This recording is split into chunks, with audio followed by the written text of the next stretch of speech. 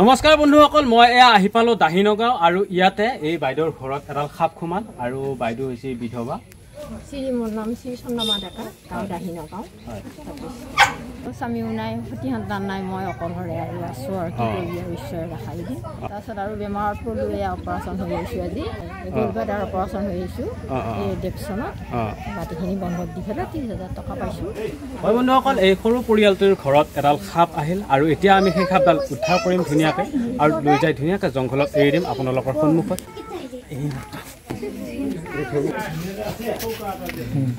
চাওক বন্ধুসকল, এইটো ঘৰ আৰু এই ঘৰটোৰ ভিতৰতেই বাইদেউ শুৱে এইখন বিচনাত, আপোনালোকে চাওক। আৰু বন্ধুসকল, ইয়াতে বাইদেৱে ৰন্ধা বঢ়া কৰে, মাত্ৰ এটাই ঘৰ। আৰু বন্ধুসকল, সেই ঘৰটোৰ ভিতৰতেই এডাল সাপ সোমাল এইখিনি ঠাইত, আপোনালোকক দেখুৱাম। চাওক বন্ধুসকল, এয়া ইটা আছে, ইটাৰ ওপৰত যোনটো চৌকা আছে, এই চৌকাটোৰ ভিতৰতে সেই সাপডাল সোমাই আছে আৰু এতিয়া আমি সেই সাপডাল ধুনীয়াকৈ আপোনালোকক দেখুৱাম। চাওকচোন বাৰু বন্ধুসকল, কেনেকুৱা সাপডাল সোমাই আছে। চাওক বন্ধুসকল, এইডাল সাপ কেনেকৈ শুই আছে ভিতৰত। ধুনীয়াকৈ লৈ যাই জংঘলত এৰি দিম, কাৰণ যিখিনি জীৱন বাকী আছে সেইখিনি জীৱন জংঘলত পাৰ কৰাবৰ কাৰণে। চাওক বন্ধুসকল, এইডাল সাপ কেনেকৈ শুই আছে আৰু ভাগ্য ভাল এই সাপডালে বাইদেউক একো বিপদ ঘটোৱা নাই। দাদা, এডাল সাপ দেখা পাই আপুনি চিনি পোৱা নাই? চাওক বন্ধুসকল, এইডাল সাপ মানুহৰ ঘৰত এয়া শুই আছে, কাৰণ বন্ধুসকল য'ত মানুহ থাকে ত'ত খাদ্য থাকে আৰু খাদ্য খাবৰ কাৰণে নিগনি আহে, বেং আহে আৰু সেইবিলাকক খেদি সাপ আহে। চাওক বন্ধুসকল, ধুনীয়াকৈ উদ্ধাৰ কৰি জংঘলত এৰি দিম।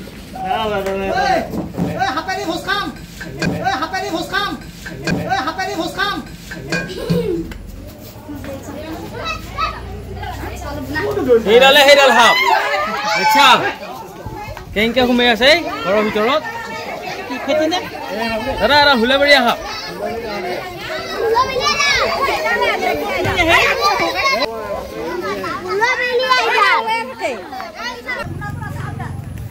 বাইদেউ, আপোনাৰ এইটোৱে ঘৰ নহয় জানো?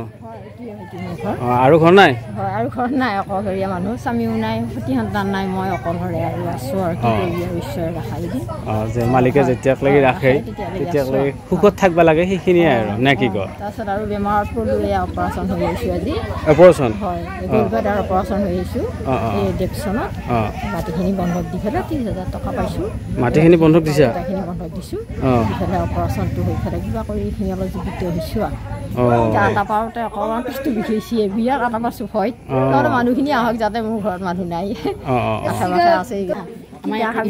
খাৰাপে মই কি কৰিম, একো নাই, এতিয়া উচিৰ গৈ কি কৰিম এনেকৈ বুলি। তাৰপিছত খালা আকৌ তোমাকে মাতাৰ কথা ক'লা।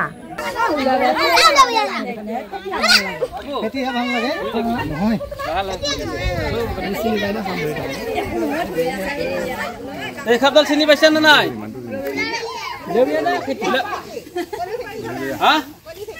এডাল সাপ হুলাবাৰীয়া সাপ। আৰু কিছুমান মানুহে কয় কলিফেটি সাপ। এতিয়া আপুনি কৈছে না কলিফেটি সাপ, কিয় কৈছে জানানে? এডাল খুব কলা কাৰণে আমি কলিফেটি বুলি ভাবো, কিন্তু এডাল সাপ কলিফেটি নহয়, এডাল সাপ হুলাবাৰীয়া সাপহে। আৰু ইয়াক ইংলিছত ৰেড স্নেক বুলি কয়, হিন্দীত ইয়াক ধামন বুলি কয়, বাঙালী ভাষাত ইয়াক ডাৰাইজ বুলি কয়, কিছু কিছু জেগাত ইয়াক ওচৰাগুম বুলি কয়। এনেকুৱা বিভিন্ন ঠাইত বিভিন্ন নাম আছে এডাল সাপৰ।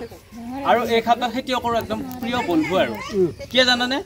আমাৰ ইন্দু নিগনি, ই বছৰকত মোটামুটি 1200-1600 ইন্দুৰ খায়। ইন্দুৰটো মানুহৰ শত্ৰু, কিন্তু সেই বস্তুটো ই খায়। ই খেতিয়কৰ মিত্ৰ হ'লে নাই পিছে হ'লে। গতিকে ই খুব ভাল কাম কৰে। ই এডাল অবিষাক্ত সাপ, নন ভেনমাছ স্নেক। আৰু যদি কেতিয়াবা সাপে কামোৰে, সেইটোও আকৌ এটা কথা, তেতিয়াহ'লে চিধাই ডিষ্ট্ৰিক্ট হস্পিটেলত যাব। কোনো কাৰণত ওজা কবিৰাজ বেজ মন্ত্ৰ তন্ত্ৰ বিচাৰি সময় একেবাৰে নষ্ট নকৰিব, কাৰণ আমি ভিডিঅ' বনাই ৰাইজক দেখুওৱাৰ মেইন উদ্দেশ্যই হৈছে মানুহক সজাগ কৰিবৰ কাৰণে। আগৰ মানুহে কি কৈছিল, সাপে কামুৰিলে বৰ টাইটকৈ বান্ধে নে দাদা? গতিকে সাপে কামুৰিলে বান্ধ দিব নালাগে, যদি ইচ্ছা কৰা লাহেকৈ এটা বান্ধ দিব লাগে, কিন্তু বহুত টাইটকৈ নহয়, বুজি পাইছে? আৰু সাপে কামুৰিলে ৰৈ থকা সময় নাই, একদম সোনকালে গাড়ী এখন লৈ ততালিকে চিভিল হস্পিটেলত যাব লাগে, তাতহে সঠিক ট্ৰিটমেণ্টটো লাভ কৰিব পাৰি।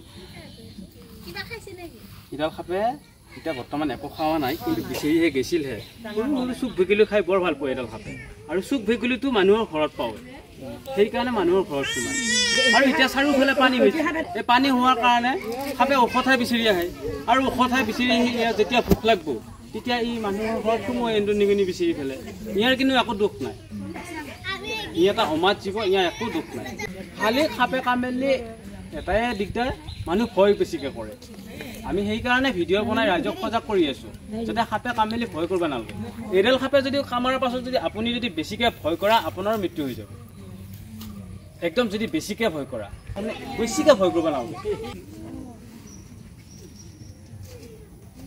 মুঠ খলাব সময় হৈছে মুঠ খলালা হয় চাউলগিলা বকলা বকলি দিছোঁ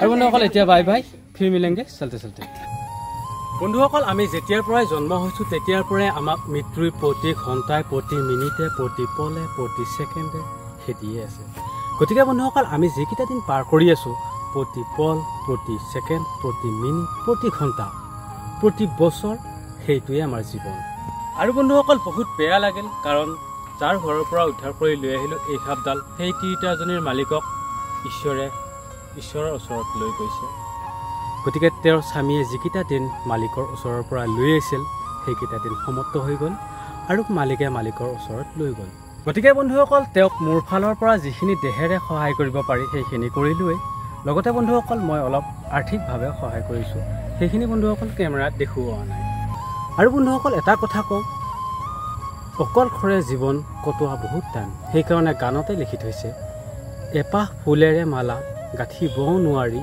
অকলশৰে জীৱন কটাবও নোৱাৰি গতিকে বন্ধুসকল বহুত দুখ লগা বিষয় বহুত হৃদয় বিদাৰক কথা বহুত কৰুণ কথা আৰু বন্ধুসকল চাওক এতিয়া আমি মানুহকো সাপৰ পৰা দূৰ কৰি দিলোঁ আৰু বন্ধুসকল সাপকো মানুহৰ পৰা দূৰ কৰি আনিলোঁ অকল এতিয়া আমি এই সাপডাল এৰি দিম জংঘলত কাৰণ ইয়াৰ যিখিনি জীৱন বাকী আছে সেইখিনি জীৱন মানুহৰ ঘৰে দুৱাৰে পাৰ নকৰি ধুনীয়াকৈ এই ডাঙৰ জংঘলত ই পাৰ কৰিব পাৰিব চাওক বন্ধুসকল ধুনীয়াকৈ সাপডাল এৰি দিম আৰু বন্ধুসকল আপোনালোকেও এনেকুৱাকৈ সাপ কোবাই নামাৰিব কাৰণ এইবিলাক বস্তু হৈছে প্ৰকৃতিৰ বস্তু আৰু এইবিলাক বাচি থাকিলেহে আমি বাচি থাকিব পাৰিম চাওকচোন বাৰু বন্ধুসকল কি ধুনীয়াকৈ সাপডাল যাব আৰু এই বন্ধুসকল বহুত সুখীও পাব চাওকচোন বাৰু কিমান দীঘল সাপ ধুনীয়াকৈ যাই আছে কিমান শান্তি পাইছে এই জংঘলখন দেখা পায় কাৰণ বন্ধুসকল এইবোৰ বস্তু জংঘলৰ বস্তু কেতিয়াবা কেতিয়াবা খাদ্যৰ অভাৱত মানুহৰ ঘৰত যায় চাৰিওফালে পানী হৈ আছে কাৰণ এই বন্ধুসকল নাজানে পানী ক'ত আছে জংঘল ক'ত আছে